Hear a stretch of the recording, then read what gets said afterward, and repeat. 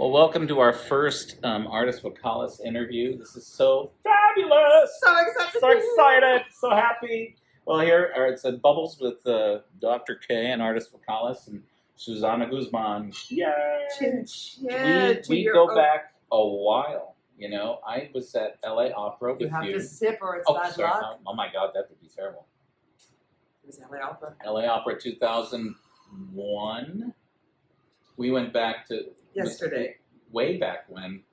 I remember where that was 9/11. We were in that production together then, singing together. So many wonderful experiences here in Los Angeles, in our little home, which is the Music Center, Yes. Disney Hall, Pasadena, downtown LA, where we're in the heart of that right now. And I want to start off first by saying your energy and everything you bring everywhere you go.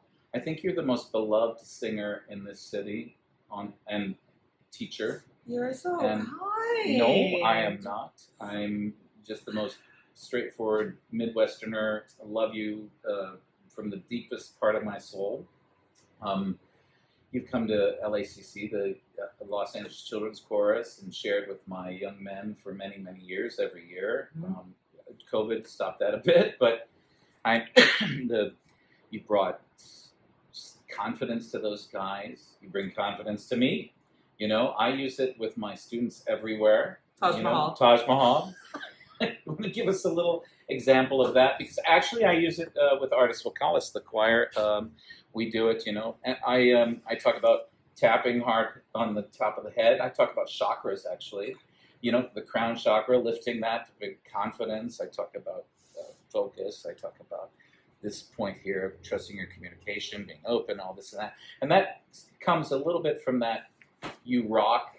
But let's have you talk a little bit about that. That was an odd discovery. I have a show called Don't Be Afraid, It's Just Opera, that I've been blessed to perform for over 200,000 inner city kids across the United States. My God. I would go to wherever, like elementary schools, sometimes middle schools, and when I was working with opera companies, they would ask me, can I do a artist master class, visit to the school, tell them about opera, and nobody wanted to hear about opera, right? When you're in an inner city school in Houston, Texas, or Anchorage, or Honolulu, Orlando, opera is not their first thing that they're interested in. Did they know what opera was? No. So it was like being thrown into the mouths of the wolves. So my little show, I can't come out as Dame Edna. I have a boa, gigantic glasses, and I sing. And hello, possums. I do. That's exactly what I have. The rhinestone glasses, and my accompanist plays the da da da da da bum bum overture from Largo, and then and I sing. I love opera, and I have a handkerchief, and I whack. Wait, you know the dog is here. You love that. I whack them in the faces with my handkerchief, and when I sing that for about a minute, and they've been told that I give the principals a little introduction, and it says, opera is very serious, very respectful, and very ooh la la. So one of the ways that I found, as soon as I could feel their attention like go away, I would find a way to get them back. And if I nailed them in the middle, and then I undress right in front of them, I take off the tiara, I remove the bow, I take off I found a literal Bob Mackie, Florence Mama Partridge. No, that's Shirley MacLaine, Shirley Jones. Florence from Brady Bunch. Oh, yeah. It Florence, Henderson. Henderson, yes. It was a 1980s Florence Henderson Bob Mackie dress that I got at the thrift store. Are you serious? The It's real thing? It's got his name in it. I showed it to are him. you I know serious? Bob, and I showed him, and I said, "Look what I found from Saks." And he went, "Oh my!" But shoulder pads out to here with a boa. It's hysterical, and that caught their attention because it terrified them at first because they thought, "Oh my God, we're going to be here for an hour for this," and I tell them that opera is just an art form that. The music is just like dance, where the music or art is so passionate within you that it has to come out some way. Mm. And that's why we sing. And in order to sing this way, we have to sing with our full bodies, and we're an acoustic instrument. So we have to, it's a different way of singing. And the way that I showed them this, one day I could feel that little bit of wandering. So I said, everybody get up and sing. And I said, wait a minute, I'm going to teach you how to breathe. And the standing up straight, it absolutely blew my mind. Can I stand up and show? Of course. It was so much Make sure fun. you're in the camera here. I just said, we have to engage our bodies. So by whacking our thighs, whacking our sternum, and whacking the top of our heads, and lifting all of that straight up, we end up not going like this. We end up not going like this. Yeah. And it just was an automatic line from that, sort of that old, I remember doing Alexander, where it was lifting from the Forward crown, and up. forward down, and lifting for the crown. And it was just something I actually did to sort of eat up some time with an activity before we got back to the music. But we ended up singing Twinkle, Twinkle, Little Star, like opera singers. And it's part of the show.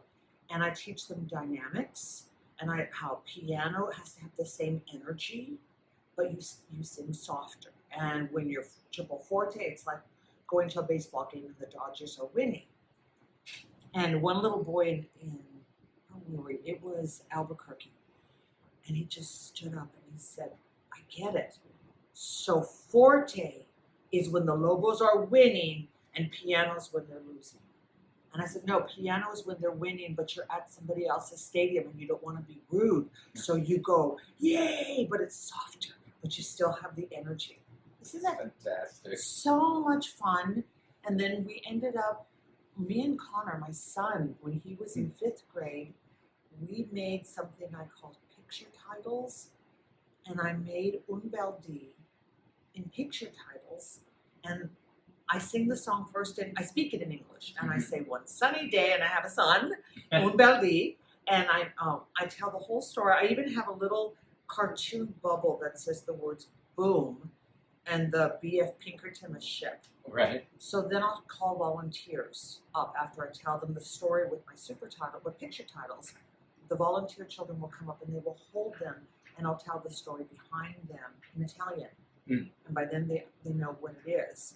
And then we always wrap up with Carmen, of course, and I make them be the orchestra doing the percussion. Oh, that's fun. It's really fun. So this whole thing about doing this posture and announcing your name with a little bit of pride, but the thing was clarity. So you're standing perfect, you say your name, and after you say your name, this is for students auditioning.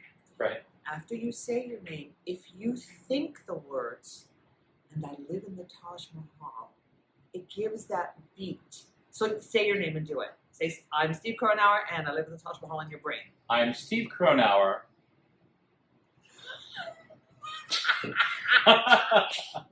How did I do? You're amazing! Oh, thank you! I'll drink to Be that. careful, Yuno's eating your sweater. Oh, So- doing my sweater, sweetheart. Here's to that. Here's to the Taj Mahal. Here's to that top. Do you know I've had young men, actually older men, in their 20s. Oh, they remember it. Come up to me. Matter of fact, the other day I saw Isaac from YME.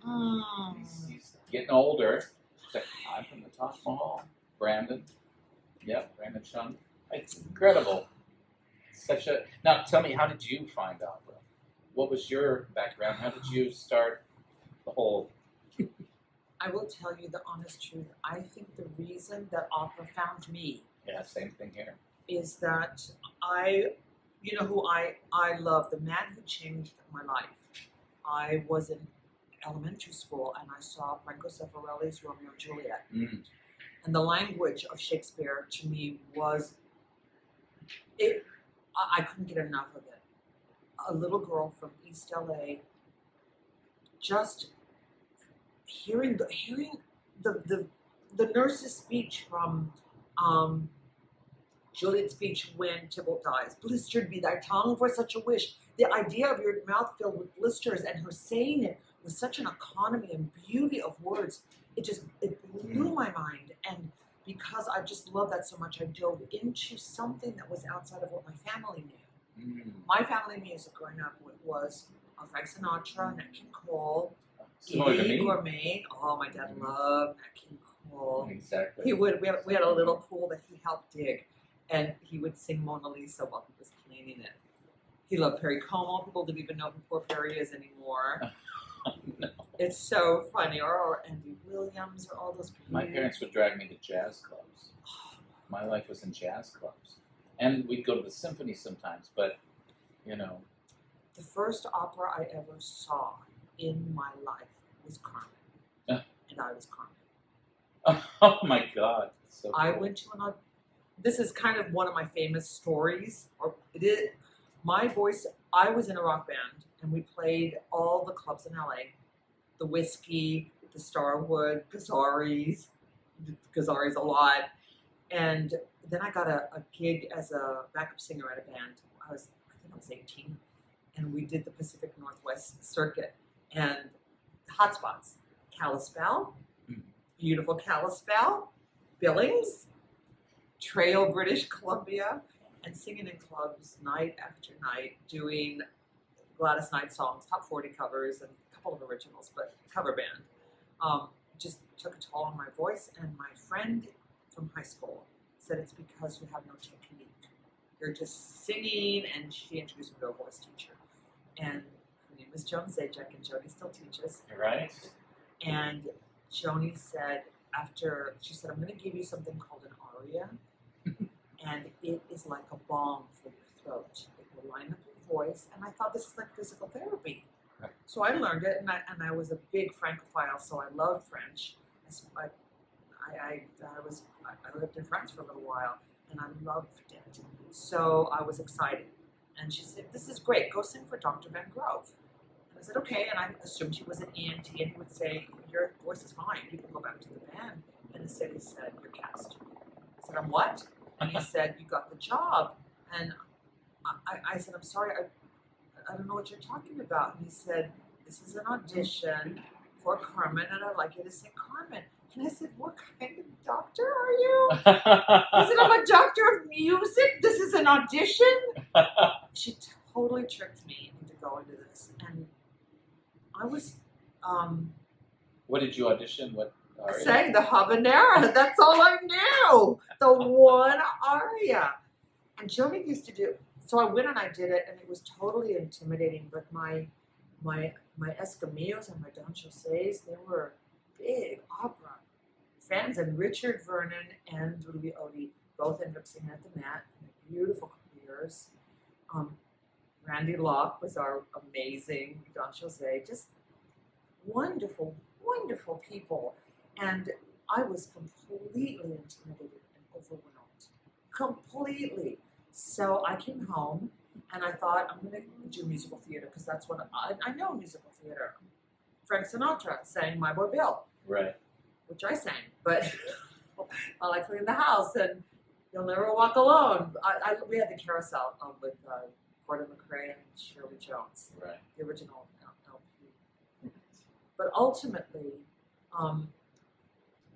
it was too embarrassing for me, so I got a gig. I went to Cal State Los Angeles, and I studied Shakespeare, and I studied Spanish, and I studied. Who did you study with at Cal State? Mona Polly. Okay, I've heard great. And Esther Andreas was there, Mm-hmm. and Holly Ann Baxter also. She's wonderful. But I got a job at the John Tracy Clinic as the assistant business manager, right down here by USC. It helped preschool children, deaf children, and their parents. Mm. And they had a beautiful correspondence course, and Spencer Tracy and his wife, they had a child who had that he was deaf, and they wanted to help him assimilate into society. And this whole program was designed for him. And just another, I think my life has been a series of accidents. The business manager left, and Dr. Lowell, who was the founder and head of this clinic, he said, I would like you to be our new business manager. And I said, I haven't even graduated from junior college. He goes, how did you get this job then? I said, I never lied. I said right here that I didn't have, I've been a waitress for 3 years. You want to trust me with your books? I mean, that's not what I said to him, but I really felt like I can't take this job. And the next day, he called me to his office and he said, I want you to think about this because I really would like you to be our business manager and we will send you to USC for school. Wow. And I thought, oh my God, that means a real grown-up job that will really help people and do a lot of good. And he gave me a week to think about it. And I went to an audition and I got cast in The King and I as Tuck Tim.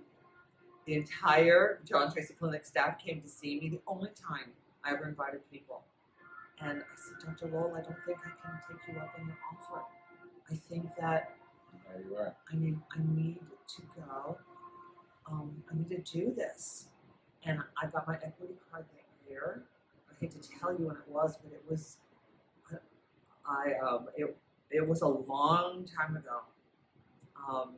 And I ended up getting cast as Amazon number 2 in The King and I with Will Brenner. Oh my God.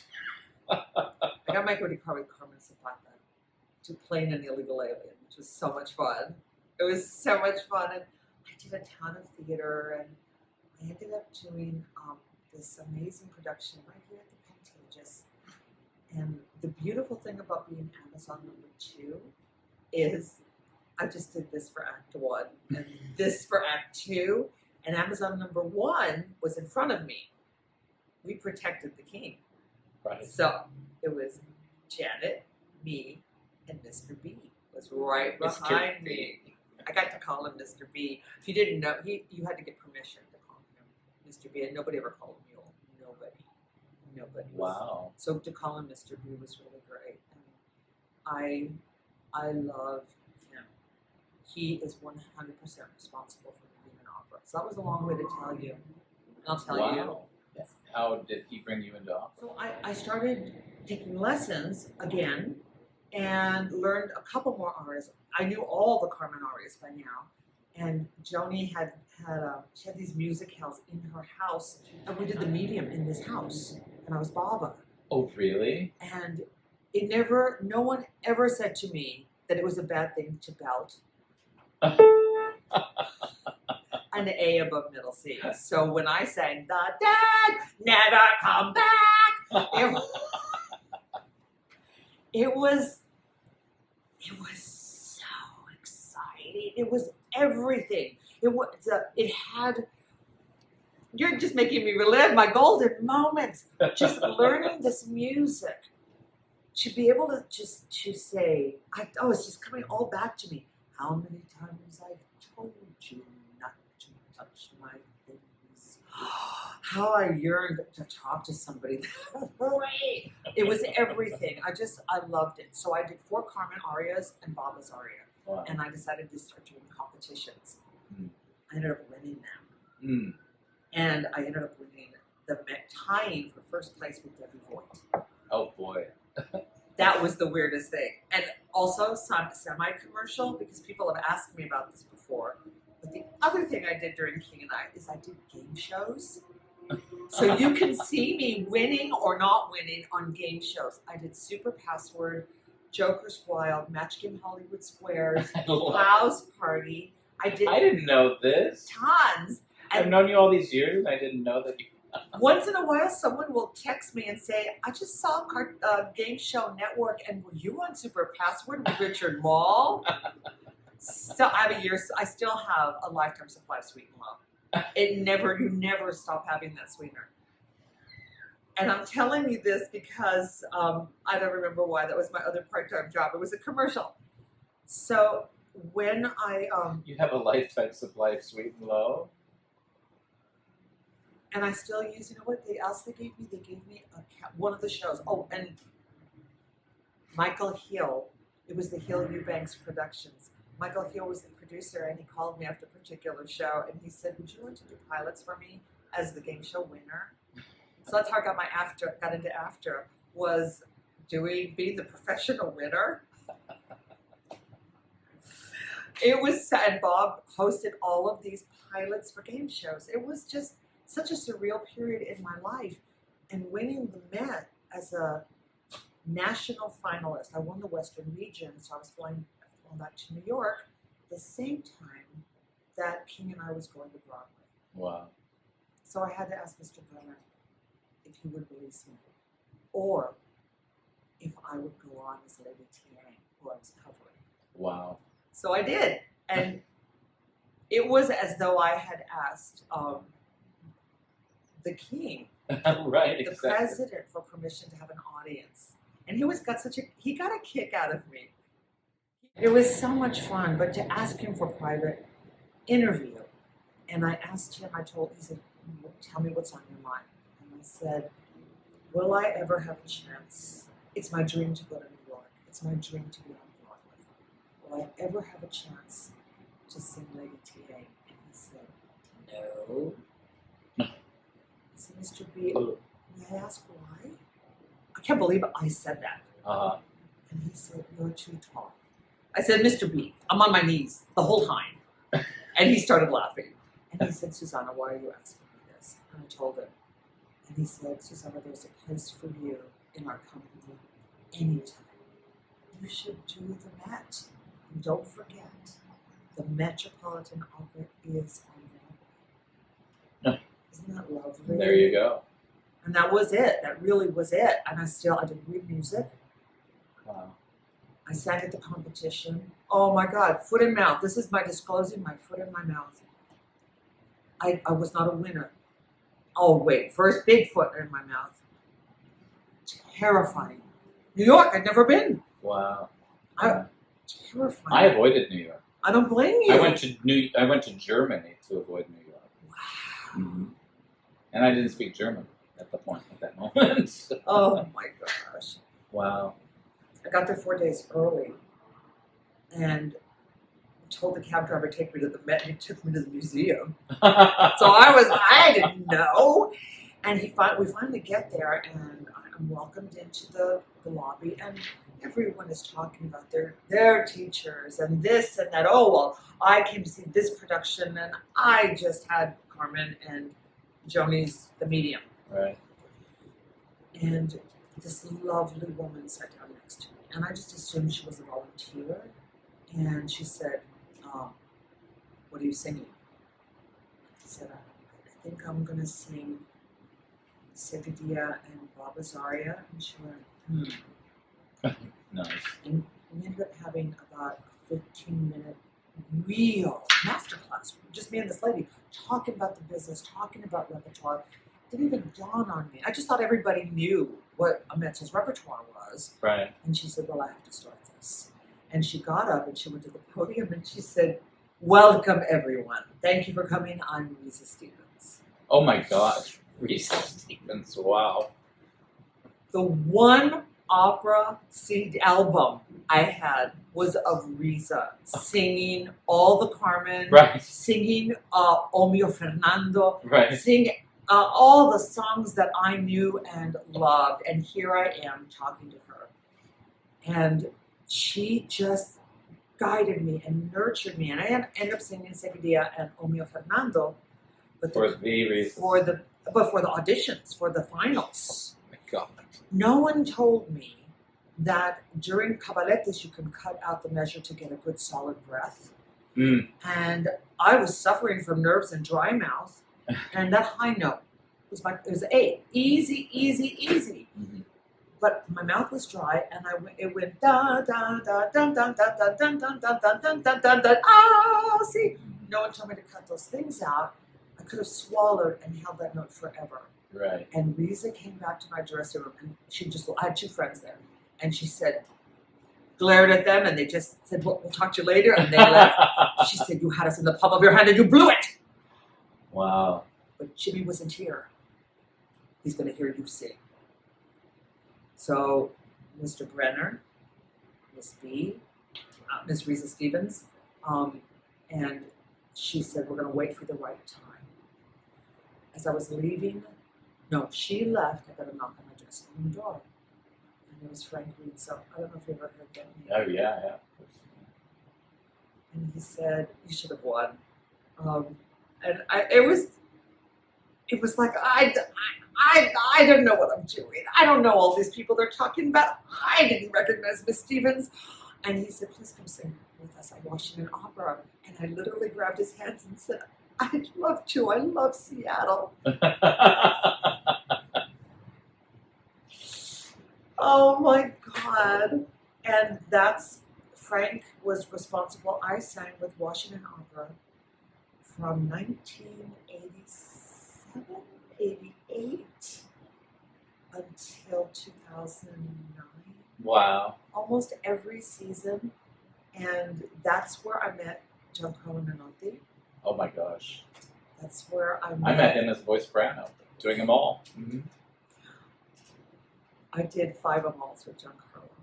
I did like 6 of his operas with him. Oh my gosh. And the opera we did, I met him at the Kennedy Center because we did Goya together. Wow. And he asked me if I would do the recording and if we would do it in Spoleto, Italy. And the beautiful thing about Giancarlo is he knew my name, but he always called me the Duchess. Uh-huh.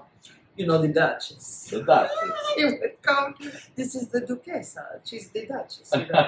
It was, and people, you know, they thought I was the Duchess. My first production with the Kennedy Center was, my first production actually was Carousel, because I won an equity contract in New York, and I knew I was making my opera debut that fall, and this show was supposed to go to Broadway. I was the understudy for Nettie Fowler, and John Cherry was conducting. Oh my gosh. Jamie Hammerstein was the director, and the beautiful ABT Peter, he was the choreographer. But the first show I did, Frank directed. Frank was the artistic director of Washington National Opera, and it was Butterfly, and it was Richard Leach's debut. Oh wow. That's a singer. Gorgeous, gorgeous, gorgeous voices. Because of Frank, I sang with some, that's how I met Placido. Mm-hmm. That's how I met Slava Rostropovich. I worked with, oh my God, the amazing names that come through my head working in the productions we did. And then to be in our city, our nation's capital, doing all this incredible music. And I finally, Riza called me and she said, I got a really good review. I won a competition to have a recital at Carnegie Recital Hall, at Weill Hall. And Ian Krauss, thank God, another one of my great mentors who believed in me. I sang his excerpts from Lorca, who I loved so much. And Will Crutchfield gave me the most astonishing review in the New York Times. Just astonishing. And someone asked me if I was dating him. And it caught the attention of the Met somehow, and they asked Reese if she could contact me to come in for an audition. And this is really, all of it is loving the people who are kind to you, admitting when you're dumb, like putting your foot in your mouth and saying, it's there, I'm going to put the other one in now, I'm so sorry. But when I asked them what I should sing, they said, do something Mozart, Caribbean, Dorabella. And I really thought, I'm not Caribbeano. I've never been a Caribbeano. And I could do Dorabella, but it's just that much out of my range. So I thought, if I'm going to sing on the stage of the Met one time, let it be something I love. Mm-hmm. I fell in love with Russian opera. I learned to read Cyrillic, and it's also because of Slava, who I did about 5 shows with Rostropovich conducting, which was so much fun. And I did a duet with Galina. You learned to read Cyrillic? I did, because I wanted to know what I was saying.